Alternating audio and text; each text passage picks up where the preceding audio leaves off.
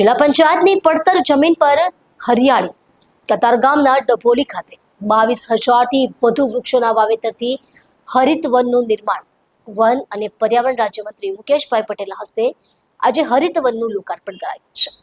પર્યાવરણ રક્ષણના ઉદ્દેશ્ય સાથે કતારગામના ડભોલી 4 રસ્તા પાસે જિલ્લા પંચાયતની પડતર જમીન પર જિલ્લા પંચાયત પાંડેસરા ઇન્ડસ્ટ્રીયલ એસોસિએશન તથા કલરટેક્સ ઇન્ડસ્ટ્રીઝના સંયુક્ત પ્રયાસોથી હરિત વનનું નિર્માણ કરાયું છે। એક પેડ માં કે નામ પહેલ હેઠળ 22,000થી વધુ વૃક્ષોનું વાવેતર કરી ઊભા કરાયેલા હરિત વનનું લોકાર્પણ તારીખ 31 મે સવારે 10:30 કલાકે વન અને પર્યાવરણ રાજ્યમંત્રી શ્રી મુકેશભાઈ પટેલના હસ્તે કરાશે।